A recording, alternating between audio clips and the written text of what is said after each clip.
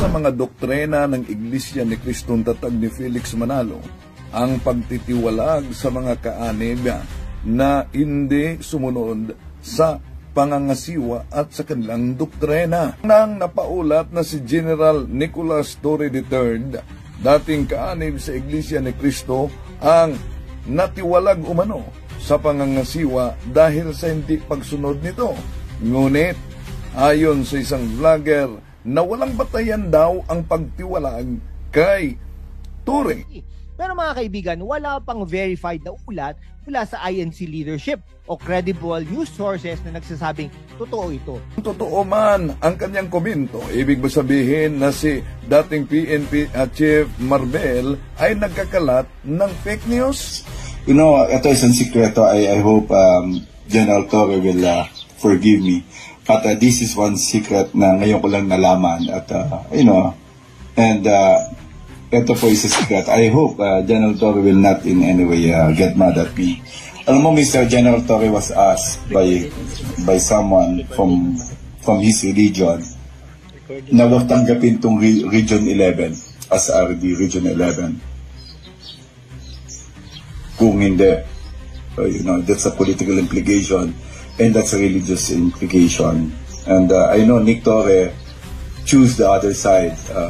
Service first before anything else. And I congratulate you, boss. That's yun ang hindi niyo po nakita. I think natiwalag siya dun sa kanyang religion, and that's something that ang sasabi ko nga, it's always service first before anything else. Ay, congratulations po sa inyo. Ang programa sa INC at TV kinumpirma na tiwalag na si General Torre. General Torre? Ay, yan. Kita-kita, viral naman to sa social media. Sinasabi po na, General Torre, tama na yan. Tigil nyo na yan. Huwag na kayo, Iglesia ni Cristo ka pa naman. Diba? Ganun Iglesia ni Cristo ka pa naman. Pero dapat maging malinaw, Jen. Yan. Totoo ba yung sinasabi nila? Una po, hindi po totoo. Na? Sapagkat ngayon po, ay hindi po kaanib sa Iglesia ni Cristo si General Torre. Hindi pala. Dati po siyang kaanib sa Iglesia ni Cristo. Dati, ibig sabihin, hindi na ngayon. Hindi na po ngayon. Pero din ng INC nagkumpirma na si Torre matagal nang tiwalag sa Iglesia ni Kristong Tatag ni Felix Manalo. Gusto ko lang po sana, may nag-vlog po kasi nito, parang isang pari. Gusto niyang palabasin na yung inihalal ni former President Rodrigo Roa Duterte na kapatid daw sa Iglesia ni Cristo ay siya rin ang naghuli sa kanya. Yun nga ay sa katauhan po ni General Torre, mga mahal na kababayan. Gusto ko na po sanang liwanagin po, mga mahal na kababayan, na yung sinasabi po ninyong General Torre, ang alam po natin ay matagal na po yung tiwalag sa Iglesia ni Cristo. Pag sinabi pong tiwalag sa Iglesia ni Cristo, hindi na po yan kaanib sa Iglesia ni Cristo. Wala ba kayo na ang tiwalag sa siktang Tatag ni Felix Manalo ay wala na daw ang kaligtasan?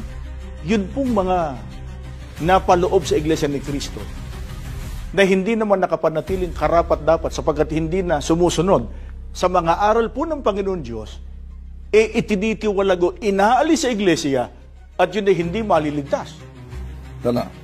Tatalakayin natin ito. Una, mga kapatid, walang katotohanan ang sinabi ng mga ministro ni Felix Manalo na pagtiwalag ka sa Iglesyang Tatag ni Felix Manalo ay wala na daw kaligtasan. Bakit? Dahil ang inaniban nila at ipinangaral nila na Iglesia ni Cristo ay ini-squat lang nila sa Biblia. Ang katotohanan, si Felix Manalo ang nagtatag nila. Pangalawa, ang kanilang binyag, invalid na. Hindi Trinitarian.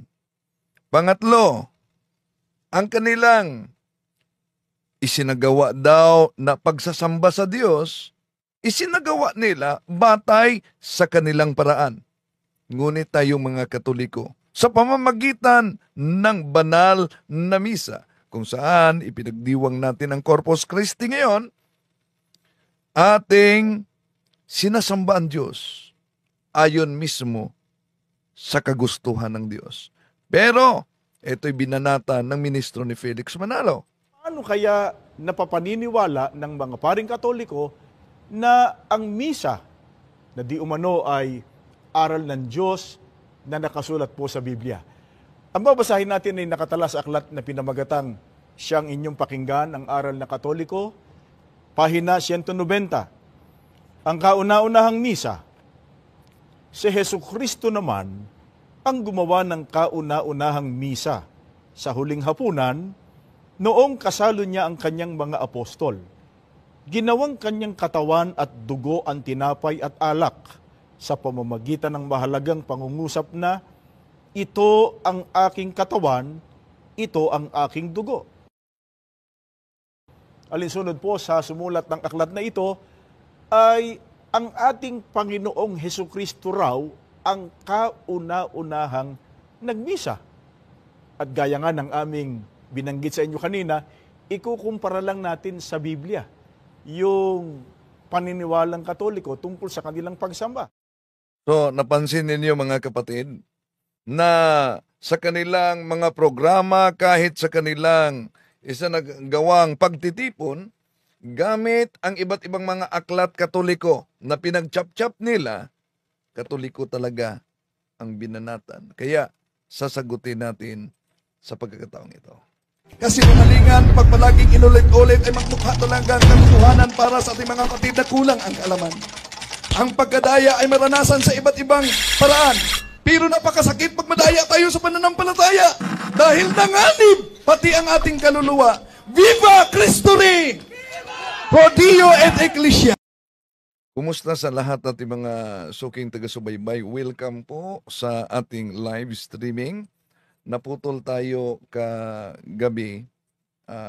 Pinutol ko ang live sa mga huling bahagi dahil tinawagan ako emergency. No, yung dinala namin sa ospital na papa ng aking matalik na kaibigan na si Jerry Almendras, dinala namin kahapon sa ospital. Alas 10 pala nag-cardiac arrest, no? At diretso na sumakabilang buhay. So ipanalangin po natin mga kapatid ang kaniyang kaluluwa for the eternal repose.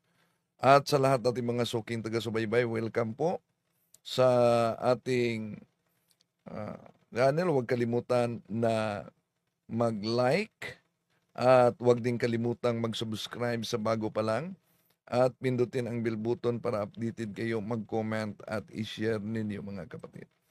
Kumusta sa lahat nating mga suking taga-subaybay? May mga nabasa akong komento kanina bago tayo magpatuloy mga kapatid. May nabasa ako kanina. Ano ba yun? Sandali. Ito pala. Kay P. Alios. Bro Windel, okay lang po ba na lay minister ang mag-bless ng mga sacramentals? Hindi po kapatid, no? Tandaan natin na kahit ang diakono ay limited ang kanilang pag-blessing, pero ang deacon pwede siyang mag-blessing sa sacramentals. Ang mag-bless talaga ordained minister. Ordained minister. So, yung mga sacramentals na tinutukoy mo, halimbawa, exorcise, yung olive oil, yung salt, asin, yung tubig para magiging holy and exorcise water, ang makapag-bless niyan, pwede ang deacon, pwede ang lahat ng mga pare kahit hindi exorcist, hindi lay minister. Yan ha. So kung na-bless yan sa lay minister, ipa-bless ninyo yan sa inyong pare. Okay. So, yan po kapatid. At sa ating mga kapatid na sumusubaybay ngayon, welcome. Mayong gabi, Bro Windel, og sa tanan. Si Naisil. Salamat po. Elena Cañete. Good evening, everyone. Kung bakit nakikialam ang INC sa politika, wala namang mali sa ginawa. Mali si General Torre. Bakit niyo binanatan? Mali. Ang INC, palagi silang bumabanat sa pananampalatayang Katoliko. Pinagchap-chap yung mga aklat Katoliko. At napakita pa natin, may mga aklat pang Katoliko na ginagamit nila na di mabasa talaga sa pahina dahil ibang aklat pala na kung nagsubaybay kayo, pinakita natin. Bakit kailangan gawin yan ng INC? Di lang. May pinakita na natin dito, lalo na kay Cesar Seneta, yung Bible niya ay nilagyan ng tinapakan, di ba? So, bakit kailangan gawin nila yon? Dahil una, ang INC kasi ginang Elisa Cañete ay tatag ni Felix Manalo. Kaya, ito ang mga ginagamit nila na mga aklat sa pagbanat nila sa doktrina ng simbahang Katoliko. Pakinggan si Caborno. At gaya ng dati, mga mahal naming mga kaibigan, ipinagpapauna po namin. Hindi po kailanman layunin ng programang ito na sa ating pagtalakay ay makapanakit o makapanugat ng damdamin ng sinuman, kundi ang laging malinis po naming hangarin, banal na hangarin ay maihayag po sa atin ang katotohanan ng itinuturo ng banal na kasulatan. Sapagkat pagka itong ating sinunod, ito po ang ating ikaliligtas. A few moments later. Hindi po biblikal, kundi salungat pa sa katotohanan ng itinuturo ng Biblia sa kahulugan, sa layunin at sa paraan ang isinasagawang pagmimisa o ang tinatawag na pagsambang Katoliko.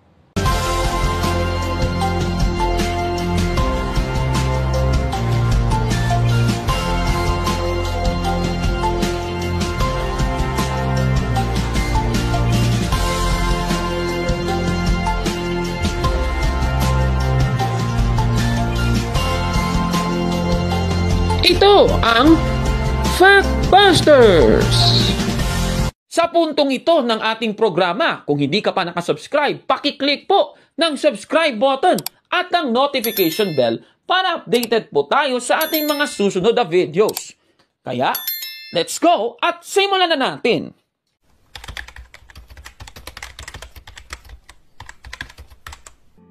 Magandang araw mga kapatid and welcome na naman sa isang bagong episode ng Factbusters PH. Babasahin muna natin ang Juan, Kapitulo 6, versikulo 51 sa salin na ang salita ng Diyos. Ganito po ang ating mababasa. Ako ang tinapay na buhay na bumaba mula sa langit. Ang sino mang makakain ng tinapay na ito ay mabubuhay magpakailanman. Ang tinapay na aking ibibigay ay ang aking laman.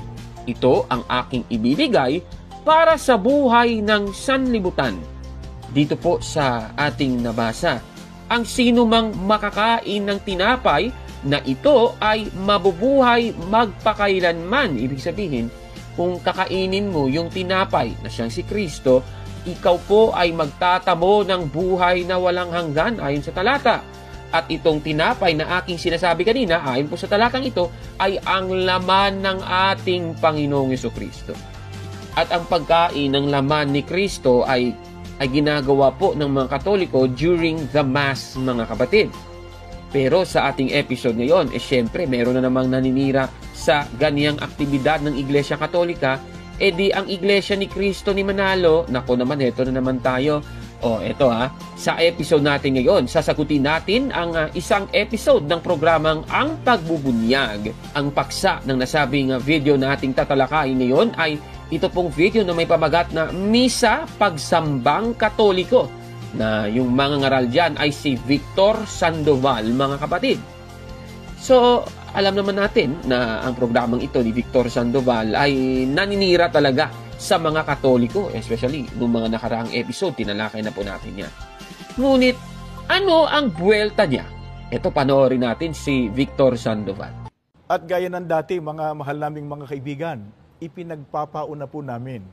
Hindi po kailanman layunin ng programang ito na sa ating pagtalakay ay makapanakit o makapanugat ng damdamin ng sinuman, kundi ang laging malinis po naming hangarin, banal na hangarin ay maihayag po sa atin ang katotohanang itinuturo ng banal na kasulatan. Sapagkat pagka itong ating sinunod, ito po ang ating ikaliligtas. Grabe naman yan yung kaniyang sinasabi. Ano? Ayon po sa kanya, ang katotohanan para sa kaligtasan ay mababasa sa Biblia. Aba, grabe naman talaga. Alam ninyo mga kababayan, anong katotohanan ba ang ating mababasa sa Biblia tungkol sa kaligtasan ng tao? Di yung binasa natin kanina, Juan 6:51, ang sabi dito, ang sino mang makakain ng tinapay na ito ay mabubuhay magpakailanman. Napakaliwanag. Ang Iglesia ni Cristo ni Manalo, kinakain ba nila ang laman ni Cristo? Wala namang ganun mga kababayan. Ako naman. Ika nga sa salin ng The Living Bible, but the bread from heaven. Yan po si Cristo gives eternal life to everyone who eats it.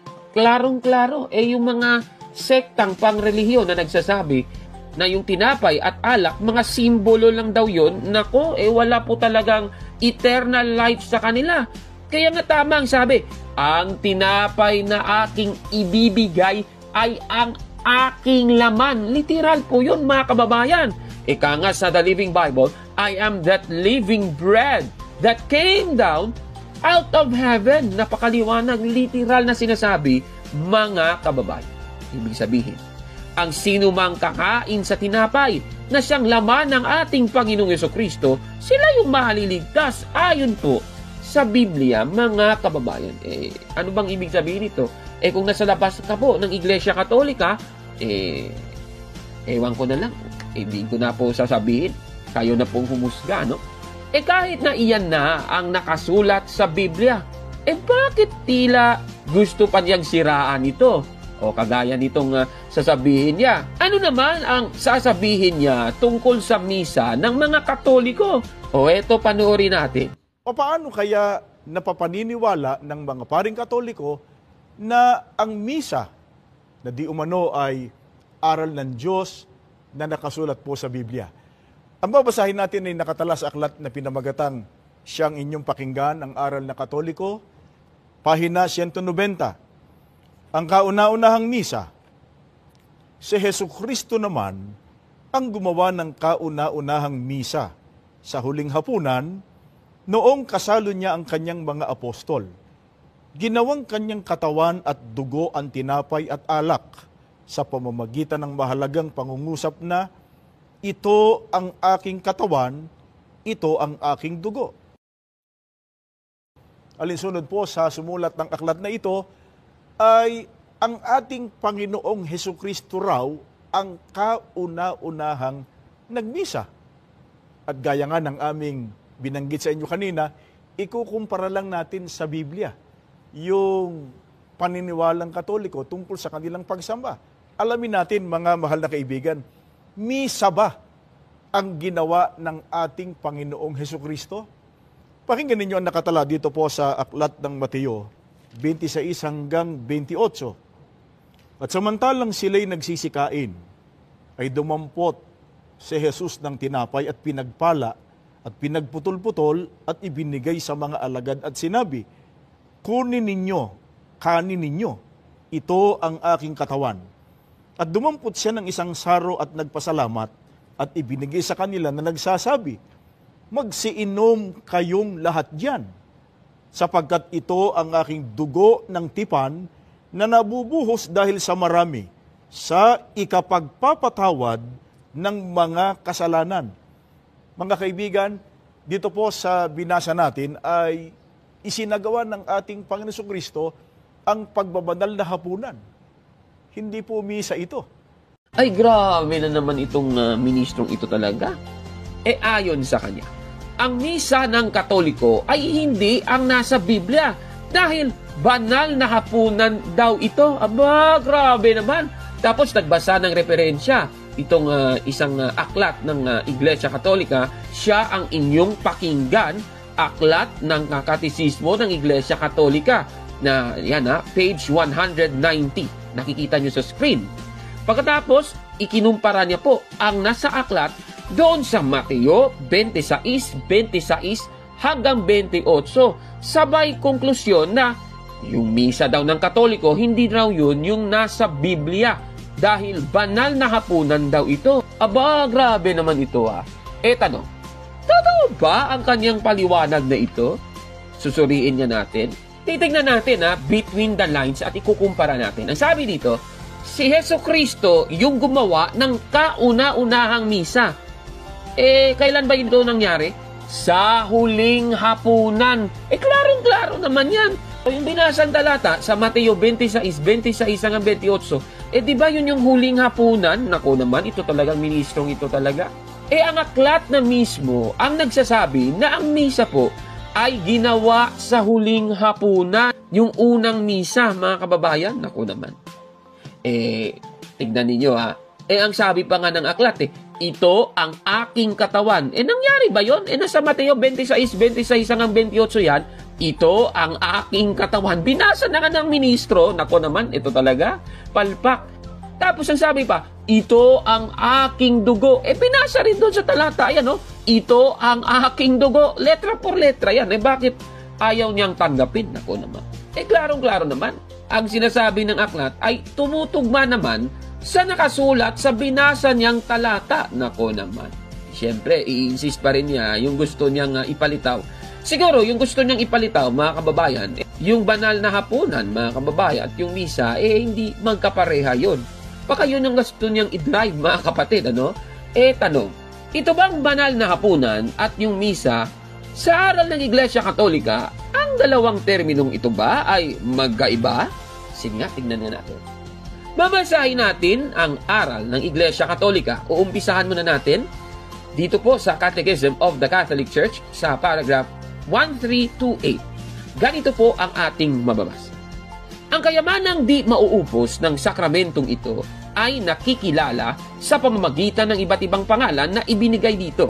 Ang bawat pangalan ay nagpapahiwatig ng mga pananaw nito. Tinatawag na Eucharistia sapagkat ito'y pasasalamat sa Diyos.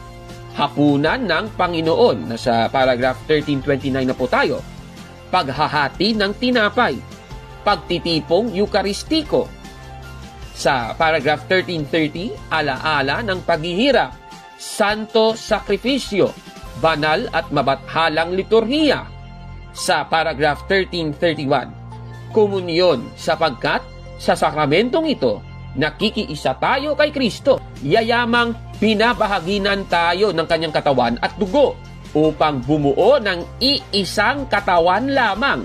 Tinatawag din na mga bagay na banal. Sa paragraph 1332, Santa Misa, sapagkat sa liturhiya ay ginaganap ang misteryo ng kaligtasan na nagwawakas sa pagpapahayo sa mga binyagan o misyo upang tuparin ang kalooban ng Diyos sa buhay sa araw-araw. Dito po sa ating nabasa, yung mga termino para sa salitang misa, base po sa ating nabasa, yung Santa Misa or Misa, mga kapatid, ay meron palang mga synonyms po ito. Ayon po sa Catechism of the Catholic Church. Isa na nga dito yung Eucharistia at saka yung hapunan ng Panginoon, paghahati ng tinapay, pagtitipong Eucharistiko, alaala ng paghihirap, santo sakripisyo, banal at mabathalang liturhiya, at yung komunyon at bagay na banal. Yun po yung mga synonyms ng salitang misa or Santa Misa, mga kapatid. Tapos balita ko, may reklamo siya tungkol sa misa ng Katoliko. Ano ba yung reklamo niya? Ito panoorin natin. Ang totoo, bakit kaya isang katotohanan hindi makaaalis ng kasalanan ang pagdalo sa misa? Yun mismong misa, mga kaibigan. Ano ang ipinagtapat ng isang paring Hiswita tungkol sa misa? Makikita po niyo sa inyong television screen, sa inyong TV monitor, sa aklat na pinamagatang Iglesia ni Cristo at iba't ibang sektang protestante sa pahina 83, nakasulat ng ganito. Ang pananalitang misa ay hindi matatagpuan sa Biblia. Yun mismong misa, salitang misa, wala po sa Biblia. Ang mga gawaing nakapaloob sa ginagawa kapag ka nagmimisa, gaya nga ng ating tinalakay, gaya ng ating pinag-aralan at pinatunayan natin sa pamamagitan ng Biblia, salungat po sa katotohanan ng nakasulat sa Biblia. Samantalang, ang banal na hapunan ay malinaw pong mababasa nakasulat sa Biblia. Gaya ng inyong makikita sa inyong TV monitor. Nakatala sa 1 Korinto 10:16 at 1 Korinto 11:20. Kaya mga kaibigan, sa ating pagtalakay ngayon ay napatunayan, hindi po biblical, kundi salungat pa sa katotohanan ng itinuturo ng Biblia sa kahulugan, sa layunin at sa paraan ang isinasagawang pagmimisa o ang tinatawag na pagsambang Katoliko. Ayon po sa kanya, ang misa daw ay hindi mababasa sa Biblia, pero ang banal na hapunan ay mababasa sa Biblia. At para patunayan ang claim niya na yan, binasa niya yung aklat ni Juan Trinidad, itong ang Iglesia ni Cristo at iba't ibang sektang protestante sa page 83 nang sabi, ang pananalitang misa ay hindi matatagpuan sa Biblia. O yan ang kanyang binasa. At syempre sa Iglesia ni Cristo, yung version kasi nila na yan, banal na hapunan. At yan daw, yung phrase na banal na hapunan, na kung minsan ginagawa nila sa umaga, mababasa daw sa Biblia. 1 Korinto 10:16 at 1 Korinto 11:20. Nakikita niyo yan sa screen. Tanong, itong pahayag ba ng ministrong ito ay totoo o hindi? Susuriin natin. Sige, so ito po ang ating unang sasabihin. Binasa niya ang aklat. Sabi ang pananalitang misa ay hindi matatagpuan sa Biblia. Tama naman. Ang salitang misa po ay hindi naman talaga bababasa sa Biblia. Pero, uulitin natin ito na naman tayo Meron na namang ... Nako, grabe na naman. Ito na naman yung ... talaga, no? Ano ba yung sinasabi sa karugtong nung binasa ng ministro? Ito, babasahin natin ang Iglesia ni Cristo at iba't ibang sektang protestante ni Juan Trinidad sa pahina 83. Ganito po ang mababasa. Ito yung kinotila. Ayan, ang pananalitang misa ay hindi natatagpuan sa Biblia. Pero may ... ano? Ano ba ang sabi? Sige, siguro ibubuo na natin. Umpisaan muna natin mula sa umpisa. Ganito ang sabi. Sinasabi rin nila na ang misa ay hindi natatagpuan sa Biblia. Ito'y hindi totoo. Ang pananalitang misa ay hindi natatagpuan sa Biblia. Ngunit, ang katunayan ng mahal na misa ay natatagpuan. Klarong-klaro po. Ibig sabihin, salitang misa, kahit na hindi ito mabasa sa Biblia, yung misa mismo mababasa sa Biblia. Naku naman, palpak. Ang misa ay nasa Biblia at binasa na nga niya kanina yan. Mateo 26 hanggang 28. At napatunayan nating misa ito. Minatch na nga natin yung nasa aklat na kanyang binasa at itong talata na kanyang binasa. Nako naman. At saka isa pa, hindi ibig sabihin na kung ang salita ay hindi mababasa sa Biblia ay hindi na kaagad ito totoo. Kasi kung yan ang argumento na gusto niyang sabihin, yung kamote hindi naman mababasa sa Biblia, alangan namang hindi totoo yung kamote. Kinakain nga namin yan tuwing umaga Nako naman. Yung Biblia na awak nga ng ministro. Yung salitang Biblia, hindi naman mababasa sa Biblia yan. Yung ang dating Biblia, hindi mo naman mababasa doon. Pero, alangan namang hindi totoo yung Biblia. Binabasa na nga yan Yung Pilipinas, kung saan nakatira si Victor Sandoval, hindi naman mababasa sa Biblia yan. Nako naman. Ibig bang sabihin, hindi na totoo yung Pilipinas? Nako naman, grabe naman yan mga kapatid. Hindi ibig sabihin na kung ang salita ay hindi mababasa sa Biblia, ay hindi na ito totoo, mga kababayan. Kung ang salitang misa ay hindi mababasa sa Biblia, ang mga termino na kapareha nito, na kagaya ng ating binasa kanina, ay nasa Biblia naman. O ito bibigyan ko kayo ng halimbawa. Yung sinabi ng katisismo natin na hapunan ng Panginoon, na siyang isang synonym word para sa salitang misa, ay mababasa sa Biblia yan. O halimbawa, sa ang dating Biblia 1905, ganito po ang mababasa sa unang Korinto 11:20. Kung kayo nga ay nangagkakatipon, ay hindi kayo maaaring magsikain ng hapunan ng Panginoon. Napakaliwanag, nasa Biblia yan. O kahit nga sa salin ng Filipino Standard Version ng unang Korinto 11:20, nandyan din. Kahit nga sa salin ng Biblia ng Sambayanang Pilipino ng unang Korinto 11:20, mababasa po yan. Kahit sa salin na ang banal na Biblia ni Abriol na ginagamit ng mga ministro ni Manalo, mababasa din po yan, mga kababayan. Kahit nga yung ginamit nilang salin kanina, yung Magandang Balita Biblia, pero yung babasahin natin, yung 2018 edition ng unang Korinto 11:20, mababasa po yung hapunan ng Panginoon. Kahit na mabasa rin dito sa talata, yung banal na hapunan. Kasi nga yung sabi, kaya't sa inyong pagtitipon, hindi banal na hapunan ng Panginoon ang kinakain ninyo. Klarong-klaro po yan. O sa pangalimbawa, yung sinasabing Eucharist o Eucharistia na siyang isa pang synonym word sa salitang misa, mababasa din po yan sa Biblia. O babasahin natin dito sa Gawa 27 sa salin na The Original Aramaic New Testament in Plain English. Ganito po ang ating mababasa. In the first day of the week, when we assembled to break the Eucharist, Apollos was speaking with them, because the next day he was going to go out by himself, and he prolonged speaking until midnight. Klarong-klaro, yung Eucharistia or Eucharist, mababasa sa Biblia, mga kababayan. Kaya yung mga argumento ng ministrong ito talagang palpak lahat, mababasa po talaga sa Biblia ang misa. Naku naman. Kaya itong pahayag na ito ni Victor Sandoval, Yun mismong misa, salitang misa, wala po sa Biblia. Ang mga gawaing nakapaloob sa ginagawa kapag ka nagmimisa, gaya nga ng ating tinalakay, gaya ng ating pinag-aralan at pinatunayan natin sa pamamagitan ng Biblia, salungat po sa katotohanan ng nakasulat sa Biblia. Samantalang, ang banal na hapunan ay malinaw pong mababasa nakasulat sa Biblia. Gaya ng inyong makikita sa inyong TV monitor.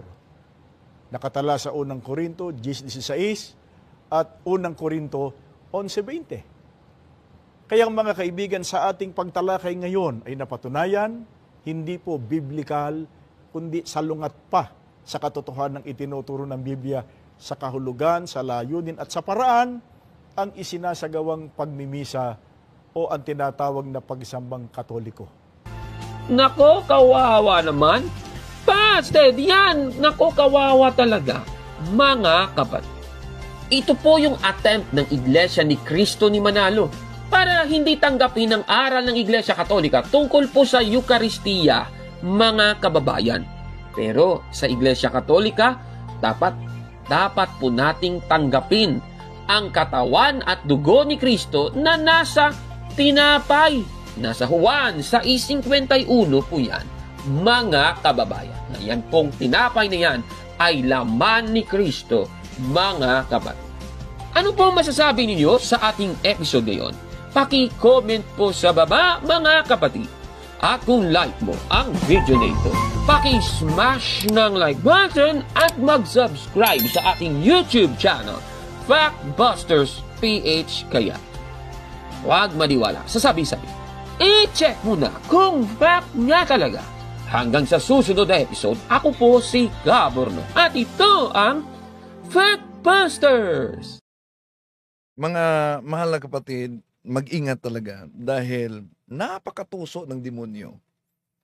Ang kailangan para ang tao ay maligtas, malinaw ang pahayag ng ating Panginoon Jesucristo, Juan Kapitulo 6, mga mahal na kapatid, versikulo 54, na kakain sa kaniyang laman at iinom sa kaniyang dugo upang magkaroon ng buhay na walang hanggan. Kaya napansin ninyo, sa mga lumilitaw ngayon na mga kulto, mga siktang tatag lamang ng tao, isa sa kanilang binanatan ang banal na Eucharistia. Ang banal na misa. Pero, para mailayo ka sa mga santo, sa mahal na Birhen Maria, at ang kanilang argumento, di naman yan mabasa sa Biblia. Bakit? Yung pag di ba mabasa sa Biblia, ibig sabihin, di paniniwalaan? O, sige nga. Saan mabasa sa Biblia na maglagay ka ng templo, lagyan ng pangalan, tulad sa iba't ibang sikta, nilagyan ng Iglesia ni Cristo, Church of Christ, merong Kristohanon, may Seventh-day Adventist. May mabasa ba yan sa Biblia? Di lang yan. Ito sa Pasugo Magazine ni Felix Manalo, dito sa pahina 10, mabasa natin na nagsimula noong 1913 pa, 1913, na-convince daw siya, siya ang na-convince sa kanyang sarili, na ipangaral na ang unang iglesia ni Kristo ay nawala. Imagine, sa Pasugo Magazine nila, na-convince si Felix Manalo na nawala ang unang iglesia ni Kristo, kundi sila maniniwala, mga mahal na kapatid, sa misa dahil di mabasa litra por litra daw, pero mabasa naman natin sa Biblia ang Eucharistia. Asan mabasa na ang unang iglesia ni Kristo ay nawala? Kahit anong sali ng Biblia, wala kayong mabasa.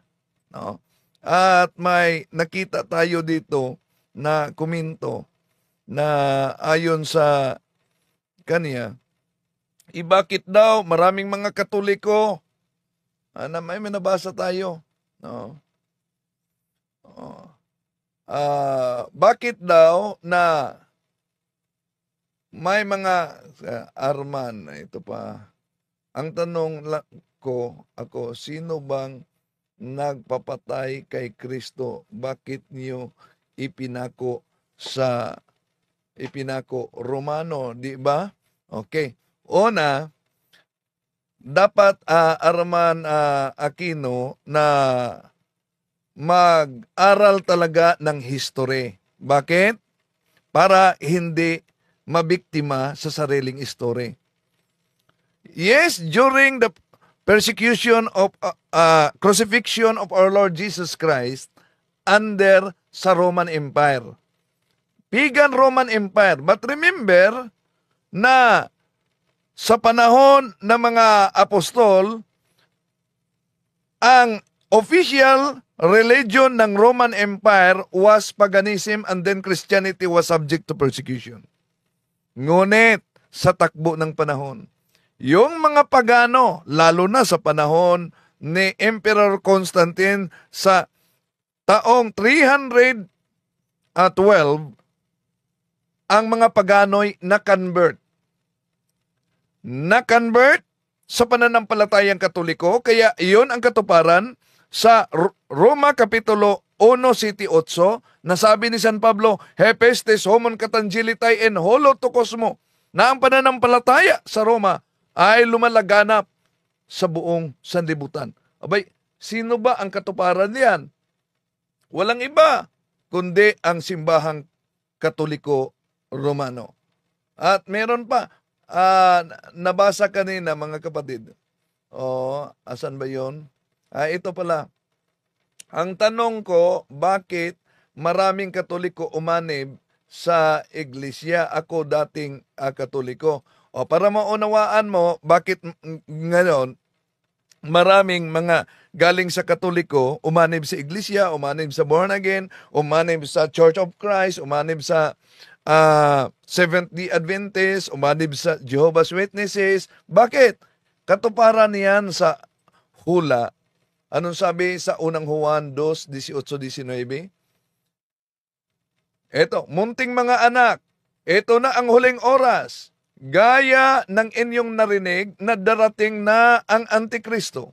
Kahit ngayon ay marami ng Antikristo. Kaya malalaman natin na ito na ang huling oras. Humihiwalay sila sa atin, subalit hindi sila kabilang sa atin. Sapagkat kung talagang kabilang sila sa atin, nanatili sana silang kasama natin. Ngunit, umalis sila upang mahayag na silang lahat ay hindi kabilang sa atin. See? Napansin nyo ba mga kapatid na meron ng babala noon pa man na may mga magsilitawang mga Antikristo? Pero bakit ba? Bakit ba na sila'y madala kahit hayag naman sa kasaysayan na yung inaniba nila ay siktang tatag lamang ng tao? Halimbawa, ang Iglesia ni Kristong tatag ni Felix Manalo. Ay tingnan yung kasaysayan, kailan na tingnan niyo ang SEC registration na nilagdaan ni Felix Manalo. Anong sabi? Sa SEC registration, malinaw ang sabi sa tinatawag na SEC registration artículos de incorporación para por 4 Cuelos Fundadores de esta asociación son Felix Manalo, that the founders, marami sila, di lang si Felix Manalo. At bakit? Marami pang matangay. Dahil katuparan niyan sa babala ni San Pedro sa Ikalawang Pedro Kapitulo 2, versikulo 1 hanggang 3. Sa 2, noong una, may mga huwad na propetang lumitaw sa Israel. Gayon din naman, may darating sa gitna ninyo na mga huwad na guro. Lihim silang magtuturo ng mga maling aral na ang dulot ay kapahamakan. Pati ang Panginoong tumubo sa kanila ay kanilang itatakwil. Kaya't di magtatagal at sila'y mapapahamak at marami silang mahihikayat na sumusunod sa kanilang kahalayan.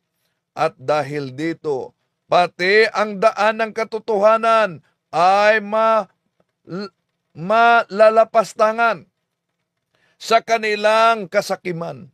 Lilinlangin nila kayo sa pamamagitan ng kanilang aral na kathang isip lamang.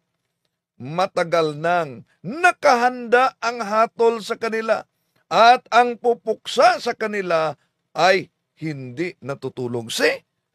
Hindi ba malinaw na kathang isip lang ni Felix na Manalo na nagsimula pala, mga kapatid, nagsimula pala sa 1913 ang kathang aral ni Felix Manalo na ang unang iglesia ni Kristo ay nawala. Imagine, ang tatag ng ating Panginoon Jesucristo nawala. Ang tatag ni Felix Manalo ay nagpatuloy. Pero alam nyo ba na hindi lang si Felix Manalo ang nagturo niyan? Hello kapatid na Perds. Hello kapatid na Veli Garcia. So, kaya nga, bakit meron talagang mga nahikayat? Dahil alam naman natin unang Korinto 4:4 na ang Ama, ang tinatawag na Diyos sa sanlibutan, walang iba ang demonyo. At maraming binubulag ng demonyo sa katotohanan. Kaya, pagdasal natin, ang pag-anib sa iglesia na tatag ni Felix Manalo, invalid ang kanilang binyag. Wala silang misa. So therefore, ang kanilang isinagawa na pagsamba, mga kapatid, ay pagsamba sa Diyos ayon mismo sa kanilang kagustuhan. Pero sa simbahang Katoliko, ang pagsamba natin. Tulad sa isinagawa natin ngayon na tinatawag na solemnity of the Corpus Christi. Ang pagsamba natin, mga mahal na kapatid, ginagawa natin yan ayon mismo sa kagustuhan ng Diyos. Yun ang banal na misa na tinatawag na Eucharistia. Pero, nakita nyo na, pinagputol-putol nila ang mga aklat Katoliko. No? Imagine, pinagputol-putol nila ang mga aklat Katoliko. At ipinakita na natin kung paano nila yan ginagawa. So, isa talaga sa binanata ng mga sikta, lalo na sa mga kulto at mga relihiyong tatag lamang ng tao, itong banal na misa, ang sentro. Alam nyo, mga kapatid, kung alam mo lang ang kahulugan sa misa, na araw-araw ba kayo nag-atin? Grabe talaga. Napakalalim. Una, bakit tayo aatin ng misa? To offer sacrifice. Kaya nga sa bahagi ng misa, sasabihin ng pare, pray, brethren, that my sacrifice and yours may be acceptable to the Lord our God. To offer sacrifice. And then, sa banal na misa, mga kapatid, mayroong heart transplant. Bakit heart transplant? At anong uri ng puso na ipapalit? Anong uri? Walang iba. Ang tinatawag na Sacred Heart. Saang bahagi yan? Sa misa, nang sasabihin ng pare, lift up your heart to the Lord. We lift them up to the Lord. So ang ating mga puso, lalo na yung mga pusong dumudugo, nasasaktan, lift up your heart to the Lord. So kaya nga, ang sakramento, mga kapatid, tulad sa banal na misa, na napakasentro sa ating selebrasyon at ipinagdiwang natin ang Corpus Christi, tunay na katawan at dugo ng ating Panginoon Jesucristo, hindi yan simbolo. Di tulad sa paniniwala ng ibang sikta. Di yan simbolo. Tunay na dugo at katawan ng ating Panginoong Jesucristo. Ang sakramento, the visible sign instituted by Christ to give us grace. At yung grasya, para ba yung umuulan, kung ikaw ay isang lupa, yon, makuha mo yung tubig sa ulan. No? At tutubo yon, mga pag-ibig, kabanalan, dahil yon ang grasya na makuha natin sa banal na misa. Pero, kung anong uri ka ng lupa, ang daming mga bato, yun, mahirap ang pagtubo sa grasya. Kaya, napaka-importante, mga kapatid, na bawat isa sa atin, dahil ordinary means of, QOGC, simbahan nila, may underground. Yes. Totoo yan. Tuloy natin, mga kapatid. No? Isa sa mga binanatan, nakita niyo naman sa mga INC, itong pagdiriwang natin sa banal na misa, Eucharistia. Di daw mabasa sa Biblia, Eucharistia. Di ba nila nabasa yan sa The Voice? At di ba nila nabasa sa ibang bangsalin ang Eucharistia? Kahit sa original Greek Bible, mabasa yan. At isa sa kanilang atake, bakit daw ang tinapay at alak sa misa ay nagiging katawan at dugo ng ating Panginoon Jesucristo? At bakit tinapay lang ang ibinigay sa pare sa misa? Yan ang kanilang paulit-ulit mga kapatid. Una, lilinawin natin na yung salitang Eucharist sa Grego, Eucharistia, mabasa natin yan. Meaning, ang Eucharistia ay thanksgiving. Papasalamat. Kaya nga, kung tingnan natin ang mabasa sa unang Korinto, Kapitulo 11, versikulo 23, sapagkat tinanggap ko sa Panginoon ang ibinibigay ko naman sa inyo, na ang Panginoong Hesus ng gabing siya'y ipinagkanulo ay dumampot ng tinapay. Yun. Ang sabi ni San Pablo, dumampot ng tinapay. Nang kumuha ng tinapay ang ating Panginoon, anong sabi ng ating Panginoon? Sinabi ba niya, "This is the symbol of my body"? Anong sabi niya? Tuloy natin. At nang siya'y nakapagpasalamat. Ito sa Greek, ang nakapagpasalamat, at diyan natin makita ang Eucharistia, mga kapatid. At nang siya'y nakapagpasalamat, ay kaniyang pinagputol-putol at sinabi, "Ito'y aking katawan na inihandog para sa inyo. Gawin ninyo ito sa pag-alala sa akin." So napakalinaw ang sabi ng ating Panginoon Jesucristo. Ito ang aking katawan. Ngayon, kung ang ating Panginoon Jesucristo ang nagsabi, ito ang aking katawan, at si Felix Manalo at ang kanyang mga ministro, lalo na mga pastor, ay nagsasabi, ito'y simbolo lamang sa katawan ni Kristo. Ang tanong dito mga kapatid, sino ang paniniwalaan ninyo? Si San Pablo at ang mga apostol, si San Juan, si San Mateo na nagsulat, na nakasaksi at nandun sa unang misa, sa unang Eucharistia. Samantalang itong mga pastor at mga bagong siktang na itatag sa bagong panahon, sa huling panahon, di naman sila saksi at wala silang kaugnayan. Bakit wala silang kaugnayan? Dahil ang kanilang relihiyon ay nabuo. Anong dahilan? Nabuo ang kanilang relihiyon dahil sa maling unawa sa Biblia. Pero ang Biblia, produkto sa tunay na iglesia.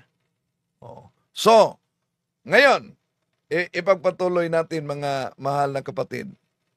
Mula sa tinapay, pagkatapos nagpasalamat, iyon ang Eucharistia. Nagpasalamat. At ano pa ang sinabi ng ating Panginoon Jesucristo? Ito ang katawan ko. Di naman sinabi niya na this is the symbol of my body. Kaya saan kaya kinuha nila? Yung misa mga kapatid, yun ang Eucharistia, yun ang Last Supper. At kung tingnan natin ang mabasa sa banal na kasulatan, adjust muna natin, sa San Mateo, Kapitulo 26, 28, anong sabi ni eto mga kapatid, ang mabasa. While they were eating, Jesus took bread, said the blessing, broke it, and giving it to his disciples, and said, "Take and eat, this is my body." Then he took a cup, gave thanks, and gave it to them, saying, "Drink from it, and all of you, for this is my blood of the covenant, which will be shed on behalf of many for the forgiveness of sins." Yun ang misa na sinasambit ng pare. Alam nyo, kung balikan kasi natin ang lumang tipan mga kapatid, ang pinakain sa mga Hodyo, bilang pangtubos sa kasalanan ng mga tao, yung sakripisyong hayop, yung tupa, yung kordero. Kinakain nila yan sa Passover. Kahit sa New Testament, yung sakripisyong kordero ay kinakain ayon sa San Marcos Kapitulo 14, versikulo 12, noong Passover ng mga Hudyo.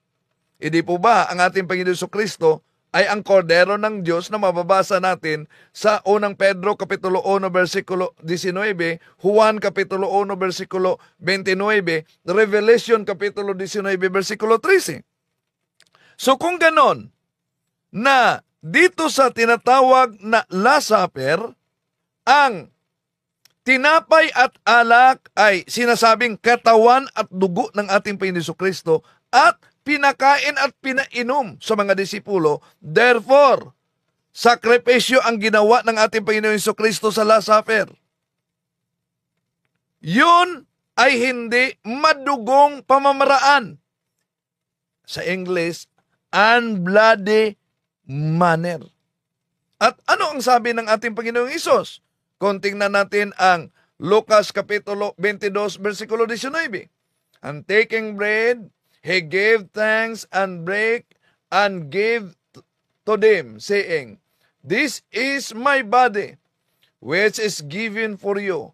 Do this for a commemoration of me. Tayo lang mga Katoliko ang gumagawa nito. Merong mga iba ay nanggagaya.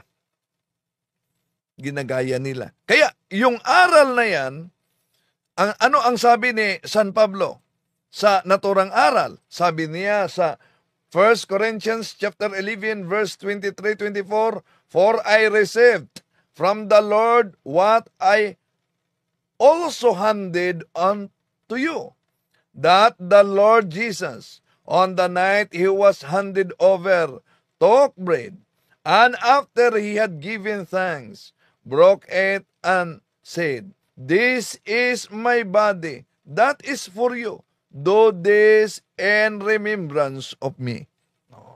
So, yun, napakalinaw mga kapatid, na utos ng ating Panginoong Hesus at itinuloy sa maraming henerasyon, ginawang tinatawag na unbloody manner ng pag-o-offer o paghahandog sa kanyang sarili bilang pag-alala sa kanya. Iyon ang misa, no, na ipinagdiwang natin. At alam nyo ba, may hula noon pa man sa Lumang Tipan. Ano po yung hula? Sa Malakias Kapitulo 1, versikulo 11, ito ang mabasa, For from the rising of the sun, even to its setting, my name is the great among the nations, and everywhere they bring sacrifice to my name, a pure offering for the great of my name among nations, says the Lord of the hosts. So napansin nyo, ang sabi diyan, from the rising of the sun, even to its setting. Alam nyo mga kapatid, sa buong sanlibutan, from the rising of the sun, even to its setting, araw-araw, ang simbahang Katoliko sa buong mundo nagdiwang sa banal na misa. Araw-araw yan. At walang ibang katuparan yan, kundi ang simbahang Katoliko. Kaya, mga Katoliko, mga miyembro ng simbahang Katoliko, mga kaanib ng simbahang Katoliko, palaliman natin ang ating pananampalataya. To make His message known is our responsibility. So here we are to pledge our lives to the Lord.